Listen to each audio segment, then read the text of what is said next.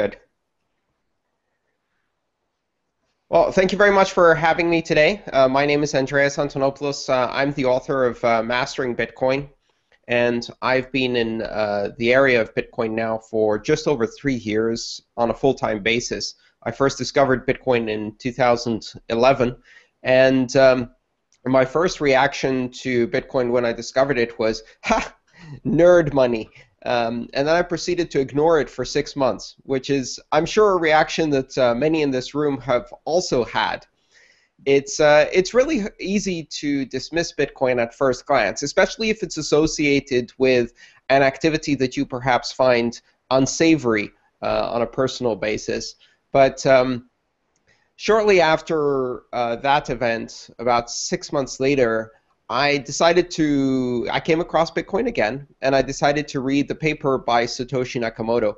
If you haven't read this paper, I would recommend you read it. If you have even a basic level of technical knowledge, you will be able to understand it. It's written in surprisingly plain English. It is remarkably easy to understand. And it's also a beautifully written scientific paper. It's just 9 pages long. And within those 9 pages, it outlines exactly how Bitcoin works and, in fact, predicts many of the characteristics and features of Bitcoin as it evolved more than 5 years later. So that was my second interaction with Bitcoin. I decided to read the paper. And when I read the paper, I suddenly realized that this was a lot more than just a currency. My first impression was that Bitcoin was some form of perhaps an alternative to a World of Warcraft gold, or some kind of poker site, digital money, or something like that. And really, I didn't see the potential.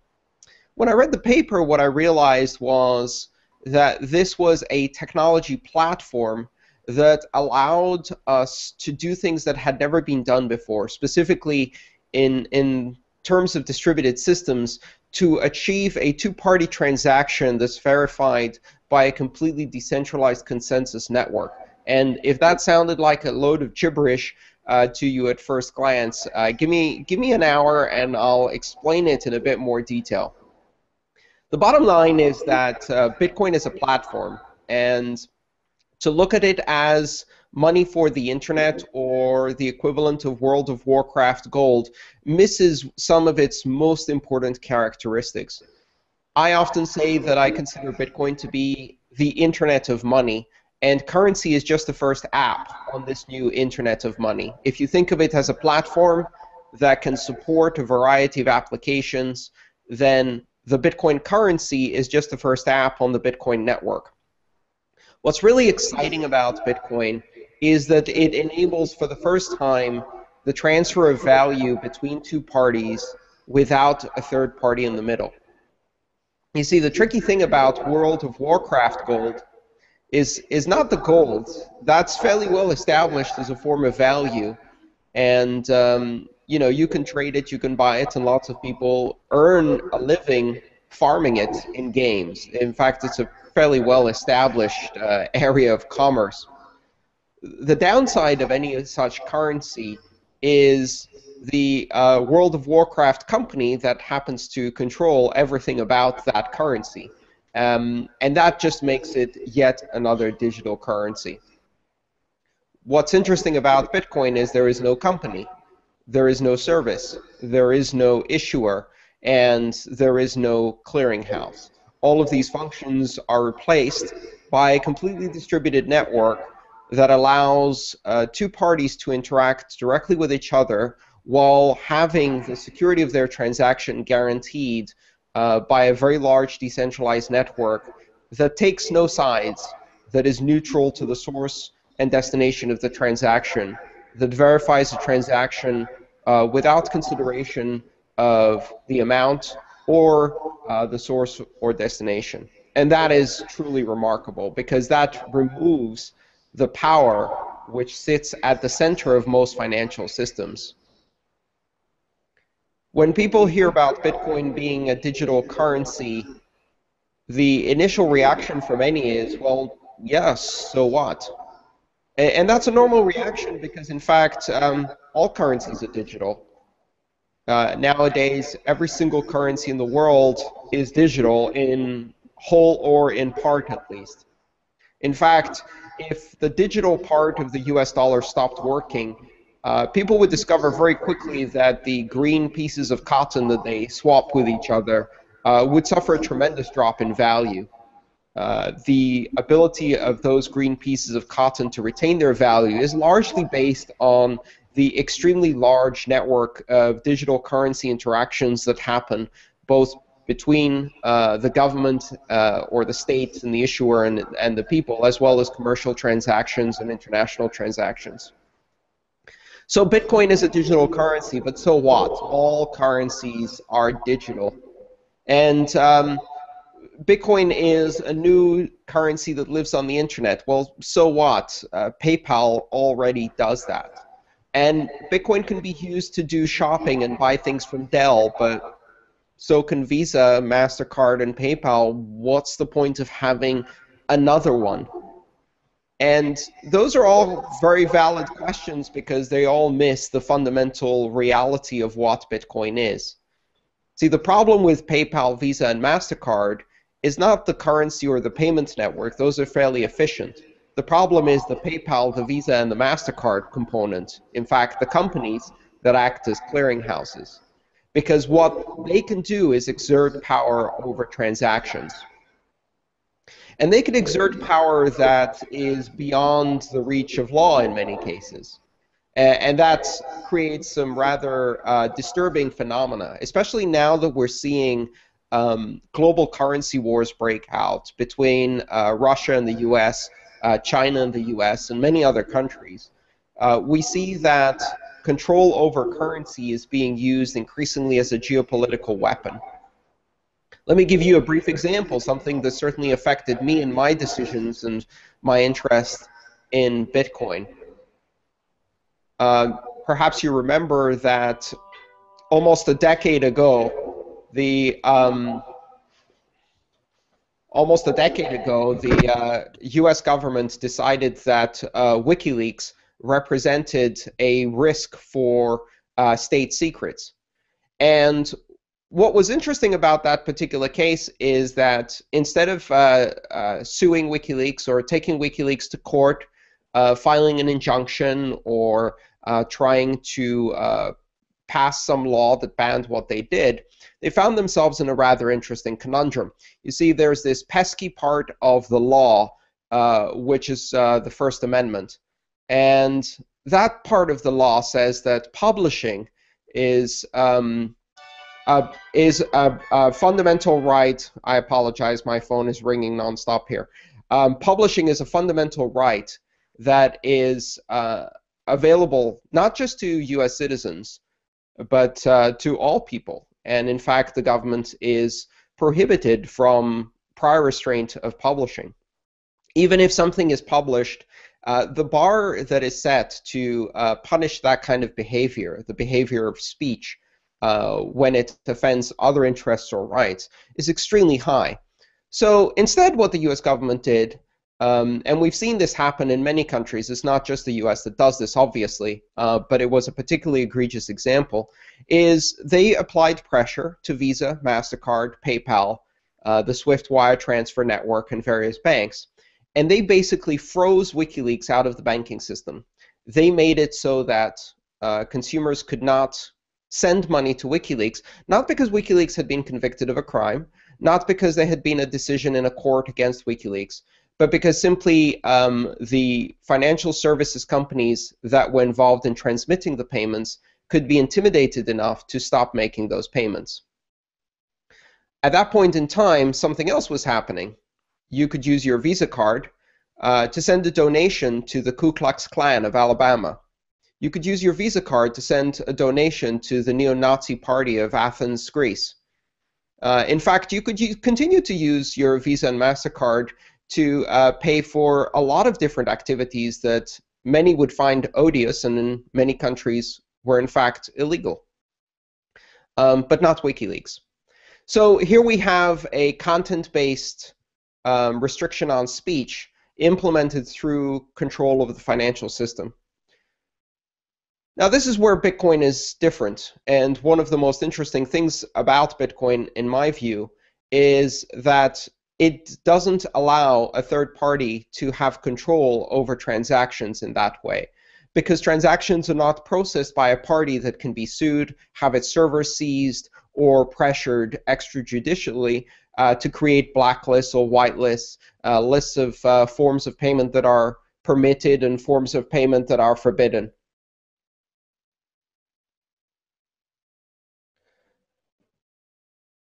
All of these things are not possible with Bitcoin because transactions are implemented by the network and not by a company that acts as a clearinghouse. So Bitcoin essentially creates an environment where, while it is a digital currency and while it is a network, the fundamental function of the clearinghouse, which is the organization that records transactions, is not done by any single party. In fact, that function is distributed across the network. In Bitcoin terms, you will often hear the term blockchain, and blockchain is a decentralized ledger. Decentralized ledger is basically a list of transactions that allows you to view who's made a transaction on the network. And ledgers are nothing new. In fact, ledgers are probably the first use of writing that we've seen in archaeology. If you look at stone tablets discovered from antiquity or papyrus, you'll find that the first samples ever discovered were ledgers. Ledgers of how many goats were owed by one person to another, or how many pots of wine were being sold by one king to another.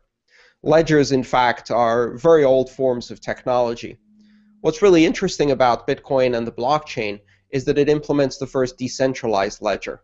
See, the powerful thing about a ledger is not the ledger itself, but who gets to write on the ledger. Who gets to create the authoritative record that says that I own one pot of wine or one goat, or that I have given something to someone else, and records that on the ledger. It's not the ledger that gives power, it's the ledger writer that has the power. And in Bitcoin, writing on the ledger is the function that is decentralized across the entire network. So the ledger itself is not stored on any single computer. It's simultaneously stored on every system that runs a Bitcoin node, using a protocol very similar to BitTorrent, which you may be familiar from file sharing systems. It distributes this ledger across all of the computers that are participating in the Bitcoin network. But then the really exciting technology is the ability to distribute control over who gets to write to that ledger through a form of competition called mining. And what Bitcoin does is it enables complete decentralization of mining and complete decentralization of control over that ledger, which means that when I do a transaction and I send Bitcoin from my own wallet to somebody else's wallet, that transaction is signed by me, transmitted to the network, and then recorded on the global ledger, not by one person who's in charge or one computer system or one server, but instead by a global competition that is not subject to the whims of control of any single individual, organization, nation, government, or hierarchy. And that is really a currency for the internet age. That is what distinguishes Bitcoin from everything that has come before. It's really difficult to grasp at first the implications of this technology because we've never actually seen a fully decentralized control system like this. But the closest we have come to it is understanding the internet itself. And the internet does for communications what Bitcoin does for money.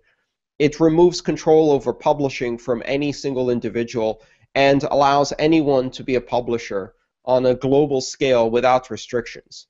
The internet doesn't violate borders, it simply doesn't know those borders are there. It allows instantaneous access from anyone to anyone anywhere on the globe, and it doesn't discriminate between languages, origins, destinations, content, whether you're sending video, audio, or text. Bitcoin does the same thing for money. It doesn't violate borders. It simply doesn't know borders exist. It operates as a network protocol, transmitting value from source address to destination address without knowing whether the source address is Jimmy the plumber or the Bundesbank. It doesn't know if the destination address is the Federal Reserve or Jimmy's wife. And it doesn't know if or care if the amount that's being transmitted is a small amount or an enormous amount. It will transmit value simply from source to destination across borders without restrictions. And at the same time, it has no counterparty. It has no centralized control over that. So that's what's really exciting about Bitcoin.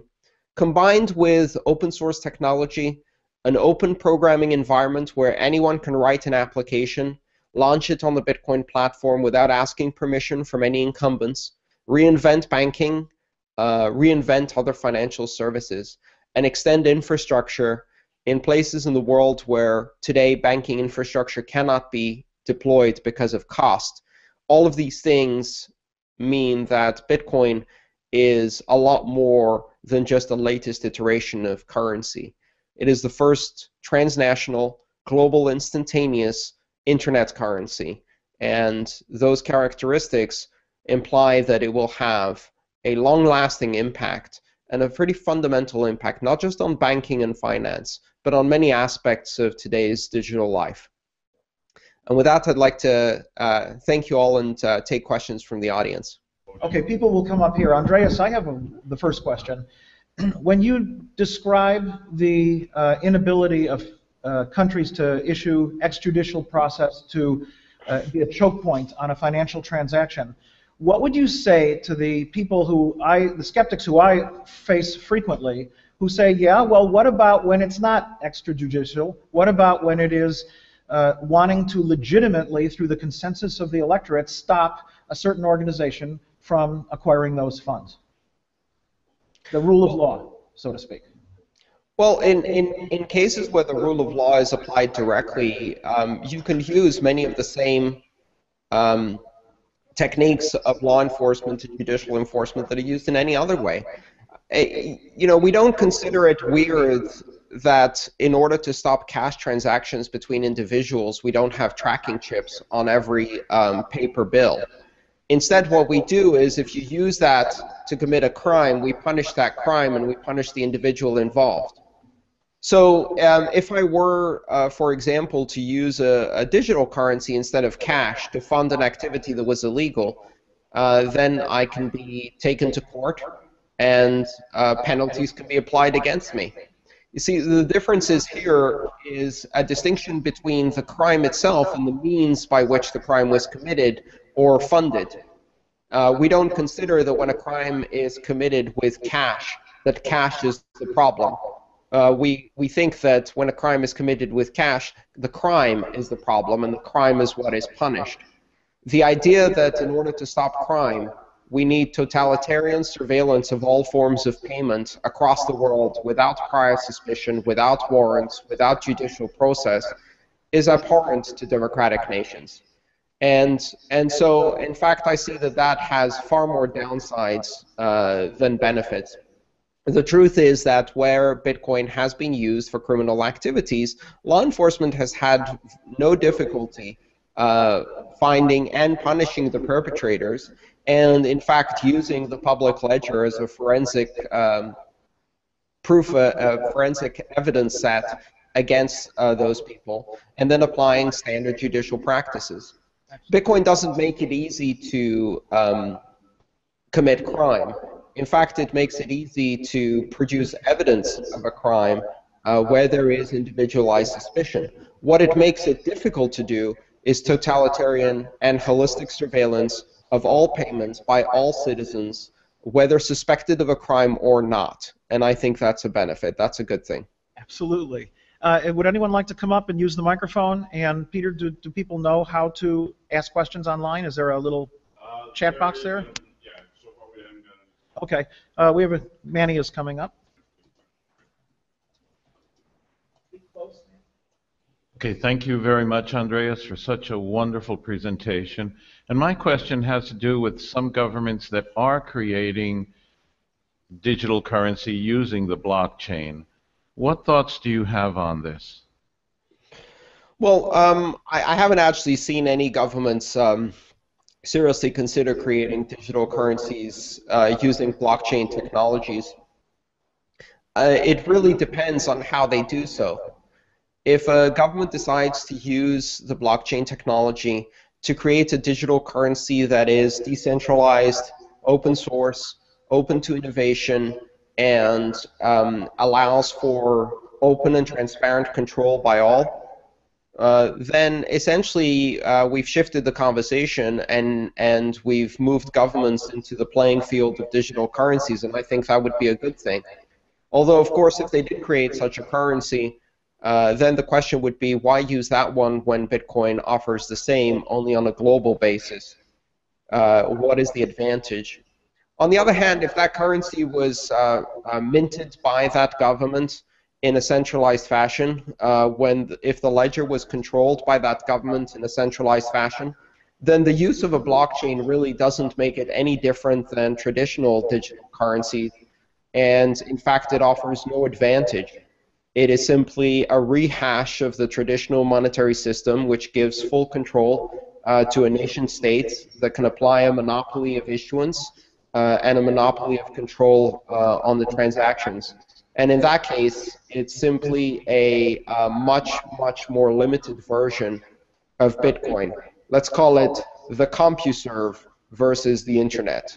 And we all know how that one ends. Okay, thank you. Do we have somebody else? Because then I have a second question for you. Okay. Well, oh, I've got you right there. Come on in, Alex. Hello, Andreas. Hello, Alex. What are, in your opinion, the two biggest challenges for a greater adoption of Bitcoin nowadays? Well, I think that Bitcoin being such a fundamentally different technology from what we're traditionally used to takes time.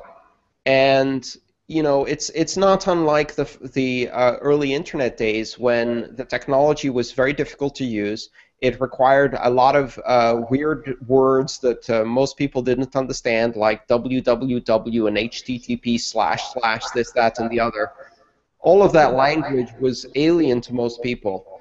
And even more alien was the idea that this was an open network composed of computers that were not controlled by anyone, that could talk to any other computer at any time without permission, that could publish independently without perceived authority. And all of these concepts were extremely strange to people. So it took two things to change that, and it will take the same two things to get Bitcoin mainstream adoption. The first is to improve the user interfaces and user experience, increase the security, and make it easier for people to use. And the other is to wait long enough for society to gradually absorb this level of disruptive change by adapting to these concepts, by learning the new language of decentralized payment systems, by breaking down constraints of the old models, and by changing the fundamental cognitive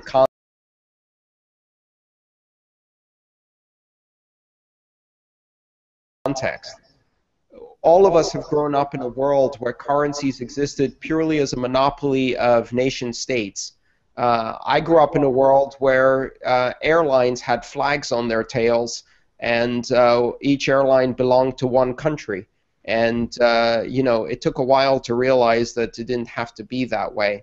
I grew up in a world where phone companies were owned entirely by the state, and each country had its own flag phone company.